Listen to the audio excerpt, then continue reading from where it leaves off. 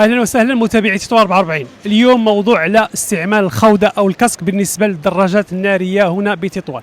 طبيعه الحال من خلال الحوادث المميته اللي عرفتها المدينه خلال الايام الاخيره كان لزاما علينا نحن هنا كصحفيين بالمدينه اننا نعملوا تصريح مع المواطنين، نعملوا حمله توعويه او فيديو توعوي من اجل استعمال الكاسك بالنسبه للدراجات الناريه للحفاظ على سلامه وارواح مستعملي هذا النوع من الدراجات الناريه. طبعا اولا عواشر مبارك علينا وعليكم، والشكر موصول لموقع تطوان 44 على الاهتمام بهذا الموضوع اللي هو موضوع الساعه في الحقيقه في مدينه وفي شارع تطوان التطواني، اللي البارحه كاملين تاسفنا من ذيك الحادثه اللي شفناها في وسائل التواصل الاجتماعي، واللي مع الاسف يعني الموضوع القديم الجديد اللي كيتطرح دائما.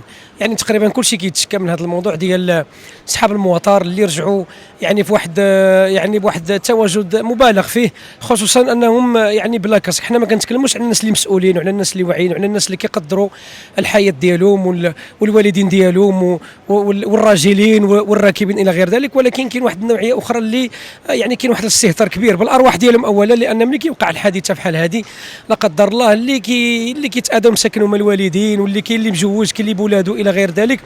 فلذلك في الحقيقه خص واحد التوعيه كبيره ان الانسان اللي غيستعمل الدراجه الناريه على الاقل بعد يعمل الكاسك ديالو، يعمل الوريقات ديالو، يعمل السيكرو ديالو، يحترم القانون ديالو باش يحمي راسو اولا ثم يحمي الاخرين، لان الطريق هي متعدده المستعملين، فيها الراجلين، فيها الطوموبيلات، فيها الكيران الى غير ذلك. فذاك المأساة ديال البارح واللي كان قبل منا واللي غيجي موراها، لان اذا ما عملناش واحد التوعيه مسؤوله، لا احنا يعني الناس عموم المواطنين، لا الراجلين لا الراكبين لا اللي مسؤولين الى غير ذلك، غادي نبقاو دائما في هذه المشكله هذه، واللي كتعبي واحد المجموعه ديال الارواح، وفي النهايه الضحيه كيف قلت الوالدين الى غير ذلك. فنتمنى من الله ان الجميع يعمل الاحتياطات ديالو باش نكونوا مسؤولين قد هذه المسؤوليه. وشكرا جزيلا.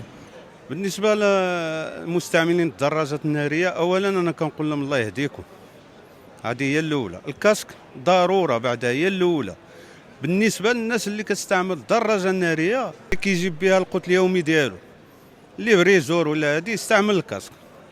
ثانيا واحد النداء انا كنوجهه لديك الاخوان اللي كيبقاو يطباو طرو وتبوزا ودير النايكه ديالك ولا المهم هذيك امور، وما يستعمل لا كاسك لا والو، كيخاف عنده يخسر كريمه في راسو ولا ما نعرف والله.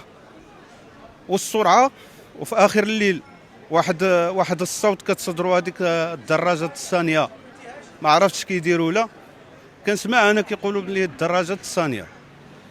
يعني وقروا ديك الناس اللي مراطين، وقروا واحد الناس اللي كتقيل خدامه كتبغي تنعس وانت تدوز له مع الدار بهذيك الصوت المزعج، راه غتلقى شي دعوه اللي كتسبب لك في كوارث.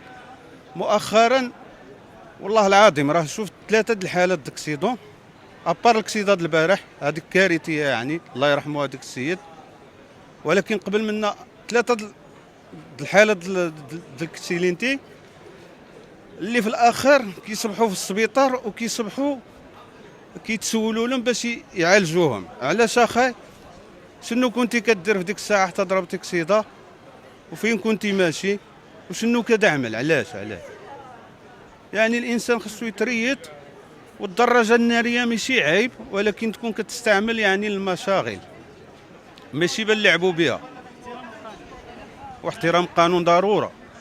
يعني يا اخو اذا كان كيستخدم الشغل اكيد غتلقاه كيدير الكاسك، الا مثلا ما يخالفش يدير الكاسك ديالو، ولكن كاين واحد النوع خارج بالدراجه الناريه باش يلعب.